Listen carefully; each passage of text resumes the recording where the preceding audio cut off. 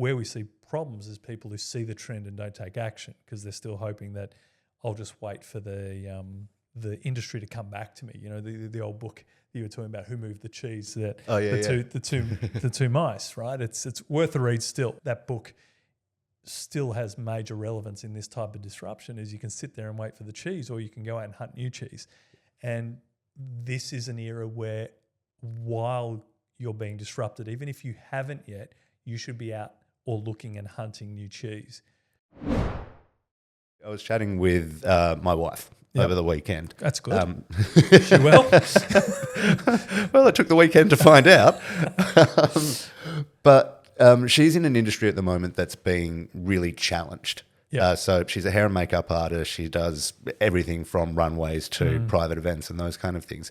Now she knows that industry is being marketed out by influencers. Yep. So where these people that have gone to school before, they could charge really high fees. Now influencers are coming in with very low skill sets, but they're cutting the fee structure down. So she's actively seeing and she's been seeing it for a couple of years, what she thinks is her industry kind of not being able to be sustainable anymore. So she was talking about, well, what do I do? And I've got these ideas about building a new company. I've got about in the health and wellness space, all these kind of things. But she's got no reference point in how to grow. So she keeps looking back at other people that have gone, well, this person did this, this, and this. So if I do this, it will work. And I was sitting there going, well, that person did it 10 years ago, did it 15 years ago. And these are people that she admire in her industry. Will those rules still work, and will they get the same outcome anymore? So it's an interesting one, right? Because even, as you said, in that industry where there's major disruption, but essentially you could plug in any industry at the moment, particularly when you talk about influencers coming in and people that are, let's call it, trained professionals that have been in the industry for 10, 15 years, wondering why are jobs that I used to get going to influencers, and there's sort of almost this view of them going, I'm just being undercut by people less, in inverted commas, skilled than me. But actually, I have a very different view on that. Yeah. It's the same thing of, and I say every industry. So for people who've already got their back up, just bear with me for a sec, because I get it, and it can be very disheartening. But if we were looking at this as from a totally objective way, and we step back and go, what's actually happening in these type of industries? And you look at it and go, forget it's an influencer or the price and things like that. Let's just look at objectively what's happening, which is if we build a company or a skill set, even the best business schools in the world will still teach the same thing, is at every stage, the evolution should be, how do I add more value to my customers? Yeah. And from that point of I'm adding more value to my customers, how do I get a pricing model that works for the company, whatever that is? Now, when people sit there and go, wow, I've been in the industry, I've got 15 years of experience in this, and this influencer comes in and is doing it for a few $100s. Well, that's not actually true. That's the bit that you're focused on to go, well, there's something wrong here. They're not giving that to influencers that are just going there. The influence is what people are buying, because the influence is their superior distribution and marketing strategy. Their influence is bringing a different value layer that you're not currently bringing. So if people are looking at versus professional skill, let's just call it skill versus skill. Does the person who's had 15 years experience, professional experience, been at the biggest and best jobs in the world, why are they losing that job to someone who's got 50,000 followers in a niche?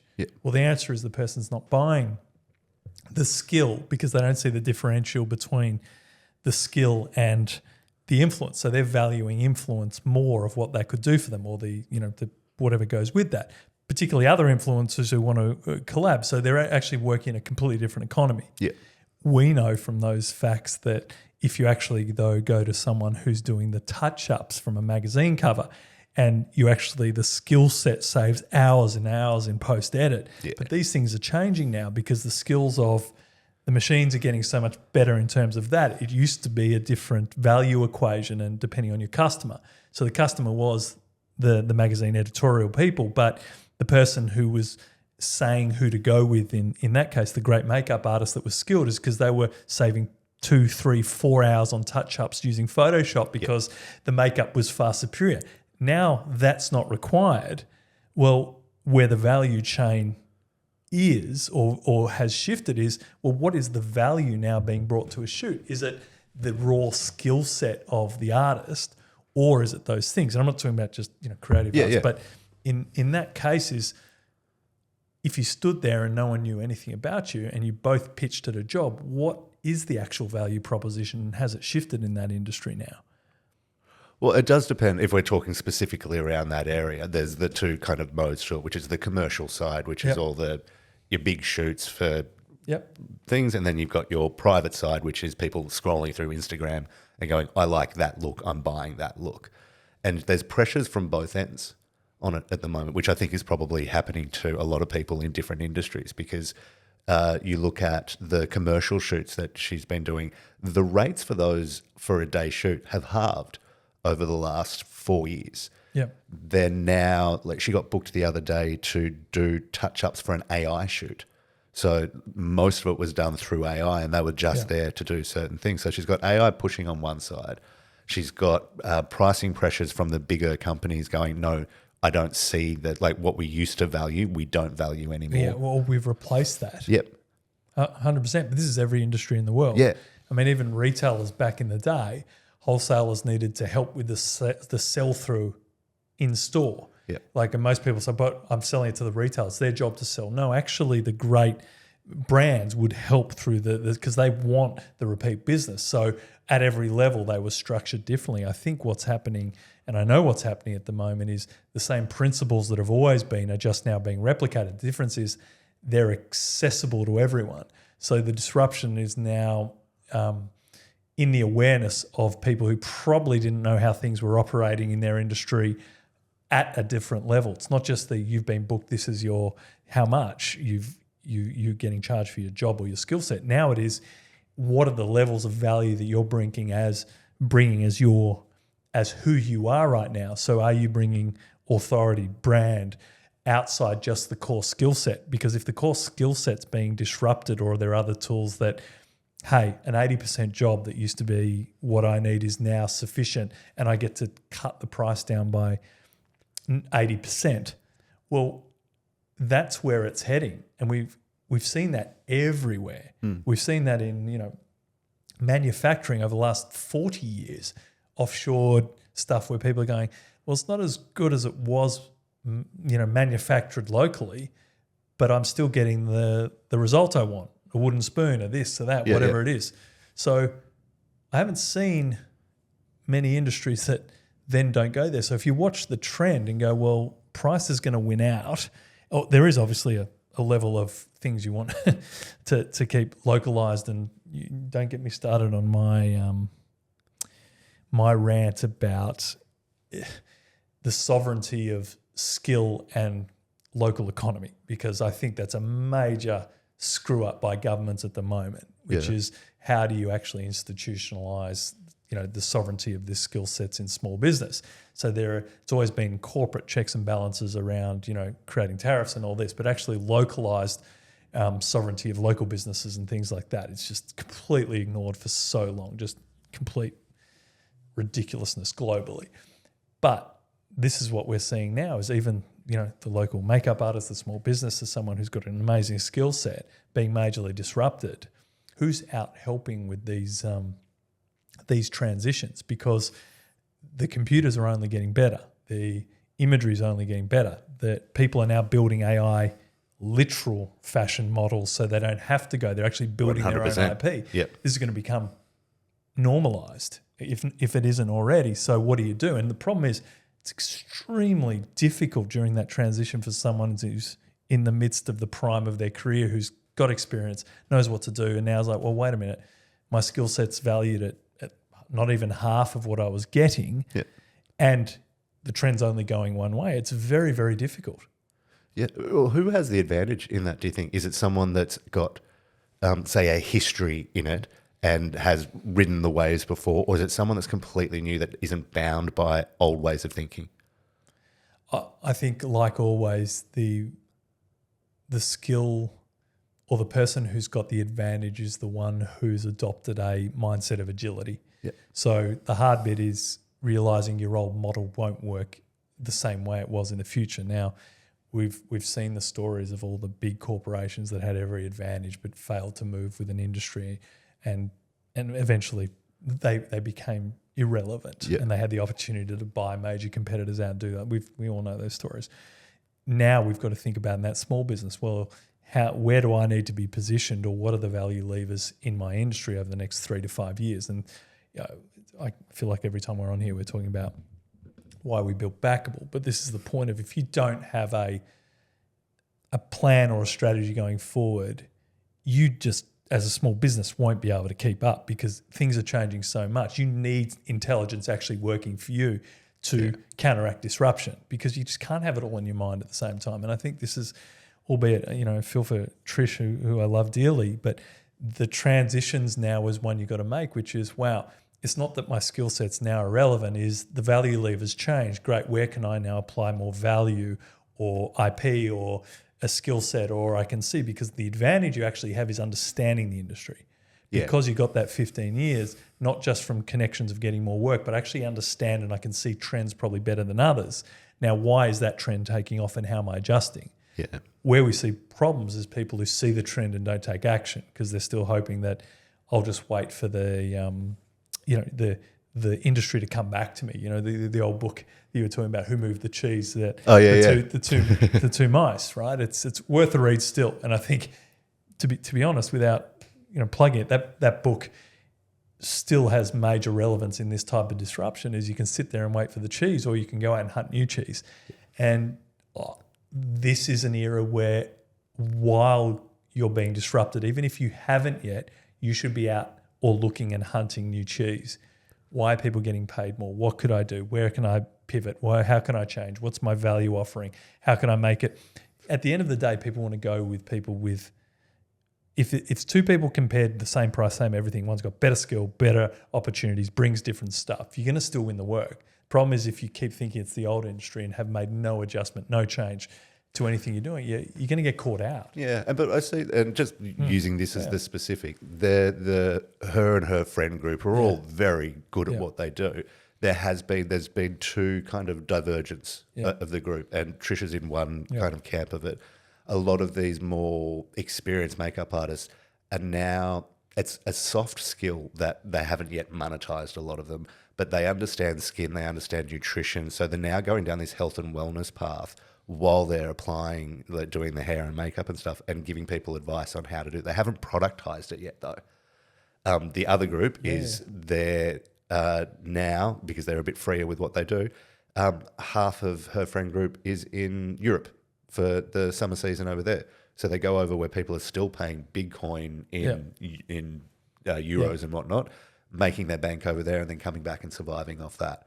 But this area of the health and wellness space, every time I see Trish come back from a client, she's had massive conversations with them. They've taken her advice. They've gone out and bought products that she's recommended, but she hasn't managed yet to productize that into a way that sits with it. Sure, and I think that's the interesting thing is, none of these skills are new. There's just an awareness to them. So if you looked at this and we go, well, let's look at what's happening there, is she's there doing hair and makeup for someone. She's talking about nutrition as part of that, things that are very interesting. And also there's a lot more holistic evidence and availability of understanding how skin being the great, how important skin is to your general skin health, gut health, all this stuff, right? So we're actually getting a lot more understanding of this. So things that used to be separate to health is now one vertical channel.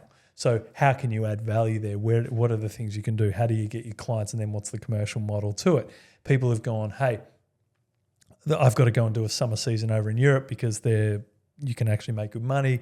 The client there is at a VIP level where they're happy to pay. A lot of it is special events being flown over because, so it's a VIP crowd. Then you sort of sit there and go, so is that the stopgap before something else, or is this just another niche in my business? So let's take it out of health and wellness. where is the premium client? So 20% of my clients, the old 80-20 rule, I'm getting 80% of my revenue from. So whether that's in a different location, whether that's a different type of client, whether that's something that anchors your business while you make a transition. These are normal business transitions in every company. So it's just different because people have to do them at speed now, because you can see the changes that are occurring so quickly. That's, it's pretty normal, but it's not normal for people who haven't gone through it before, because there wasn't a disruption there. But others would argue now this is the opportunity of a lifetime. Problem is, you can't be anchoring on what your business was. And this is where we see a lot of businesses get destroyed. It feels like overnight, but actually they hadn't made changes for 5 or 6 years when they saw the writing on the wall. And understandably, because it's hard to change. But if you see an industry moving, you actually have to use your understanding of that industry to work out, well, how's it moving, where's it moving, and how do I add value? Because the one advantage you have is relationships as well. How do I go there and go, I see what's happening. How do I become part of that? How do I commercialize? How do I build a business model that's going to be okay for the next 10 years? Yeah.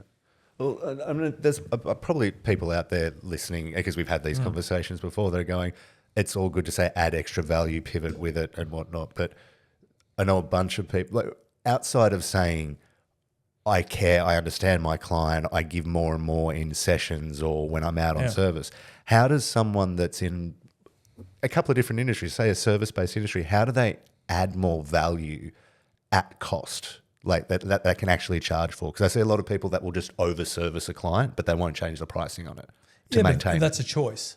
So, that's a choice in your marketing, that's a choice in your pricing model, that's a choice in... Most of these decisions are formulated by one thing. I'll just do more and hopefully keep a client, especially in service-based businesses, in smaller businesses, versus, well, as soon as you run your own business, you're no longer that service provider, you're a business builder. So what are the things that I have to think about?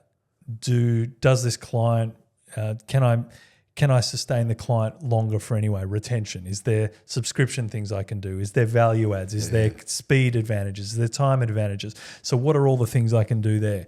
What are my offerings? What are my models? What are my co-selling opportunities? What are my introduction opportunities? What's everything there? What are my aftercare services? What are their things? So most people don't even look at one of the 50 things you do. They just do a core service. And when you take the position of, well, because I've got this skill set, I sell it, I should be able to run a good business. That's not the game. No. And this is the interesting part. And it's very difficult for people who are into businesses, because most people start as a technician. So they take a technician and go, well, because I'm good at it, I'll run a good business. Go, that's not the business. Your business is building the business. And then the natural thing when you stop the anger towards me is, hey, well, the question then becomes, well, how do I learn these skills? Because I'm actually really busy. And go, yes, you need to use things that help you, because you will become redundant, because someone else using these tools and skills and all that will look at you and go, how do I beat that business? So for me, I'm looking at, well, if someone's got a great business, wow, what are they doing? What are they doing great? Where are their gaps? We run a thing here every quarter, which is, if we were to beat our business, what are the things we would do better? So we start to look at how we would, as a competitor, rip out our business. How would we destroy Backable? What are the things that others do better? So we always want to act as though we were trying to take down Backable. Yep. Where others sit there and go, oh, people aren't paying as much anymore. And go, well, what are you doing? And what's your plan? Like I said, they go, well, I've been thinking, no. What is your actual plan? Because this is an industry we're in, and it's a free market, which means people will look at what's working and try and better it from a better model, better pricing model, better offering, better. That's the game of building a business. And if you're not up for that game, then you should go and work for someone who's in that game, because that is the game that eventually catches you. And the problem with it is, as we've said before, it's really difficult when you're a small business, because you've got so much on your plate, to be overwhelmed by, but this might not be working. So, and we see it all the time. People see they're running towards a cliff. Oh, but it's just too hard to change direction. So they're running still to the cliff. I don't even know if they see the cliff. I think they're looking at their feet, trying to make sure that they're going. You're much kinder than me, Nigel. You're right. Some people don't see the cliff until it's there. And this is why it's the most frightening and exciting time at the same time. Like, you don't have an excuse now. Like 5 years ago, I'd sit there and go, you're right, it's really dangerous. Now you can, for free, go onto Backable and get your whole plan and go, what do I need to do to change? And you get a whole plan. So you don't get to complain anymore. You get to just take the action or not. And that's it just sounds like a damn infomercial. But us or someone else, I know we're the only ones doing it. Information is there. Yeah, the information there is and is accessible for everyone for nothing. So there it is. The problem is the emotional side of actually starting to fall in love with being an agile business, with looking at value adds, with looking at how do I service my client? How do you fall back in love with your industry and client during transition? Because some of us, and I'm a bit the same, I'm half Greek, so I'm always emotional about change and the past and the emotion of that. But the agility is where the excitement is. And the agility these days is that's the game you want to buy into. And I think, we should be discussing more around the psychology of it is difficult and it's okay to feel like the transitions are hard in any industry, especially when you put your heart and soul into it, especially since you love what you do. I'm not suggesting you don't fall out of that, but you have to also fall in love with where the industry's going, not just the bit you enjoyed, because you actually have to love the industry for what it is. And that's all industries. And if you don't want to play in that industry more, that's okay too. Or if you want to just do one thing, then you've got to find the clients that will sustain that one thing you want to do. Because some people don't want to build massive businesses. They want to have a great group of clients that they see all the time and they want to do that. But if you're in a commercial environment where you love working on the movies, but one of the things is, hey, they're going to be looking at cost reduction, different levers. You can't just love it and not adjust with it, because you've also the one who took someone else's job once upon a time. You were the up and comer. You were the one that was there. So when you go through these transitions and don't love the game for what it is it the old don't hate the player, hate the game? Is that old? is that still relevant from the late 80s or 90s? And this is the thing. I say it with probably the wrong intention, because I understand the care and how difficult it is. And when we know about it, it's emotional seeing someone realize that what they used to do won't work anymore. The period of almost mourning of, oh my God, I've worked so hard to get to this point and I'm not going to do it. But you look forward when they start taking action, they find the excitement of, oh my God, I reinvent, I can look. It's like the start of your career again when you were full of excitement. That's the energy now you can actually choose to step into, and you can access help for nothing. And do you think that I see a lot of people sort of stuck in that moment? Like they're stuck in that looking back, looking forward at the same time. They're unsure of the first step. Like I've always been more about the person than the business. Like that's my kind of way in with people. And it breaks my heart to see someone from the outside when you can look at it and go, like you said, it's pretty simple. Do this, go on X, Y, Z. Not simple. The concept. The concept is simple. The action is difficult as hell. Because you have to keep challenging yourself every day to what you know. Yeah. You've spent so long getting comfortable in knowing these actions get these outcomes. They're not happening anymore. Watching someone particularly, no, it doesn't matter what age they are, but someone that doesn't know the next step to take. Yeah. How do you break that state? Like, I know, listen, we've built that now. Once upon a time, I would have said a whole lot of strategy. You go, you get a technology that literally just knows you, and you talk to it as much as you can about what you're going through personally, around your business, around all the things that make an important transition. You've got that support now, like unlike anyone else in the history of humanity. You've got that option now. On the other side of that also is what do you do then? You have to accept what's occurring in the world. And the faster you can accept that I can't hold on, and we've spoken about this before, you are not your business. Yep. You are the steward of your business. It's a simple statement. It's real hard to hold on to. Yeah, don't get me wrong. I get emotional about it too, because I want to stamp my foot like a toddler and go, this is how it has to be, not what's happening, because I'm smarter and this is right and this is why it's good, and compared to this idiot who's getting more money that knows nothing. The one thing I probably would start is working out, though, during periods of transition, which this is a major one, if not the largest one humanity's seen, I think what you need to do is actually protect your space better than you ever have. Excuse my language, but you need to fuck off the negativity and the people around it. The ones The ones selling fear-mongering for the sake of getting you worried, you need to delete them now. You need to stop with the people who are finding the opportunity of this transition where people are going through such hardship and selling the fear of it, not the opportunity, not the help. Actually keep selling fear. They're criminals. And they're the people who need to be looked at, and they will look back with over the years of how much rubbish they were full, because there's this snake oil salespeople still around that the making sure you get clicks of fear to keep feeding on that. The beautiful thing with these days is you can get rid of them. And I'm not saying put your head in the sand. That's not what we're talking about. We're talking about there's an opportunity that's equally as fearful to take your business life and career to a level that's never been there before. The openness to it, and you just being able to feel it out and not feel like every day you're falling so far behind, because you're not. It's this fear-mongering that I've got a major issue with, the rubbish that's spouted by the gurus, the consultants, all this stuff. And like, that's the rubbish. And what you have to do during these stages where there's this propaganda with an agenda, you should be scared, Nigel, but I can fix you for $1,000 a week. You can't. I'll wipe you out with a zero-cost product. Yeah. Protect yourself.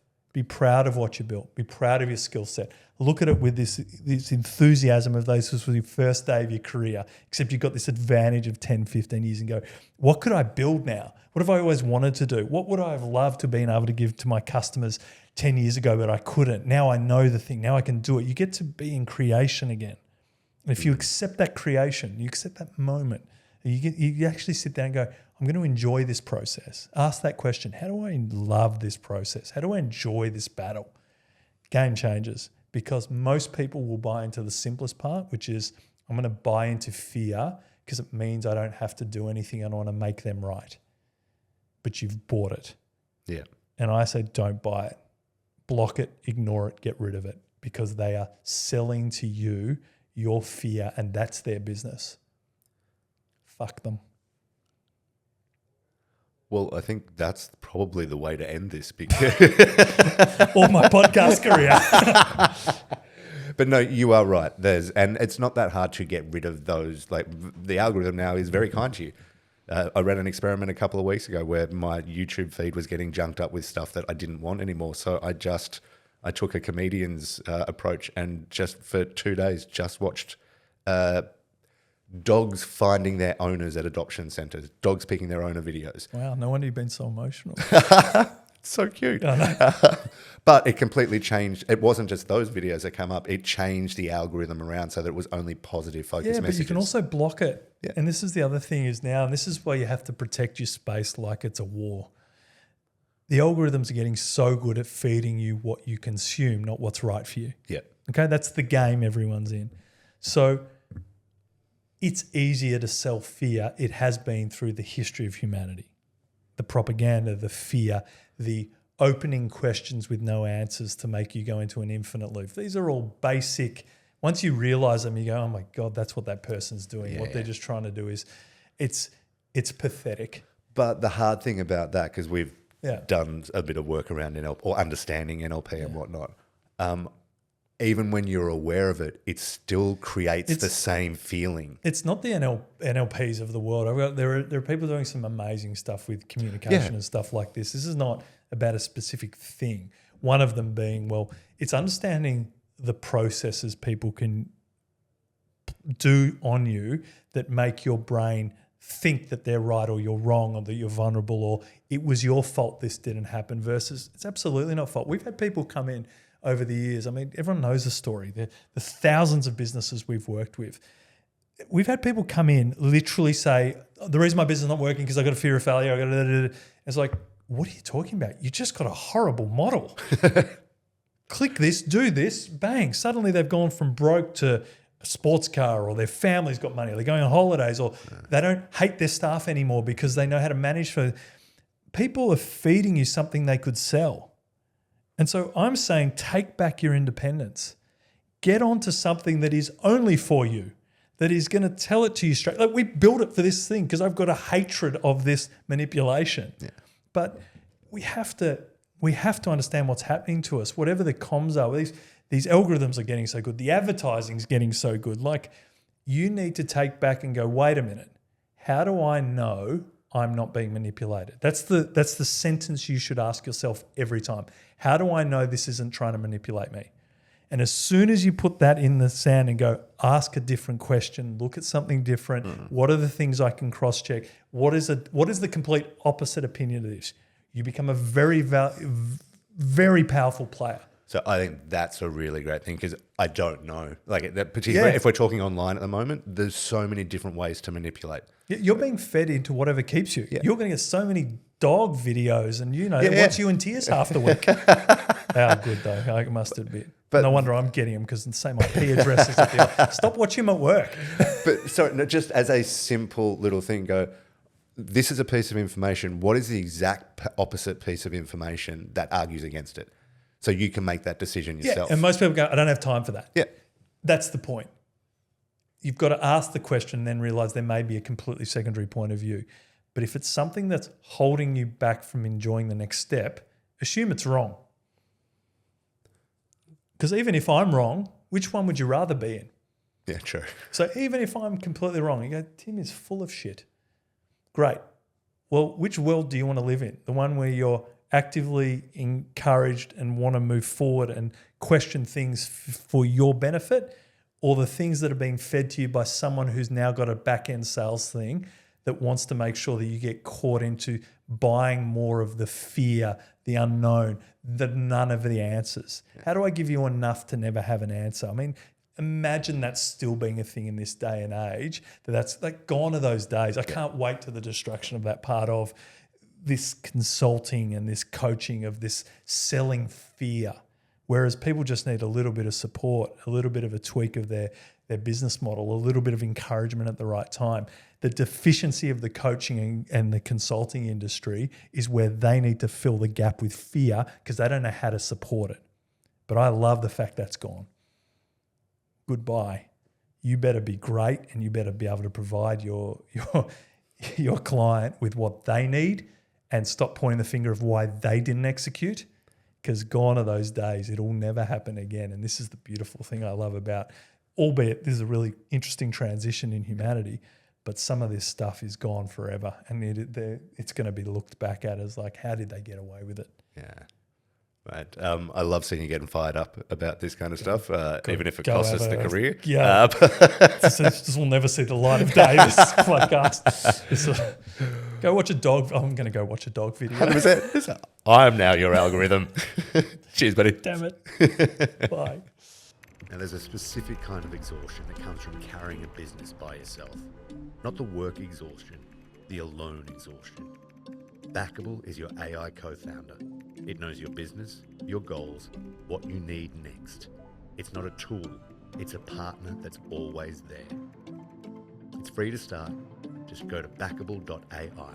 The link's in the show notes.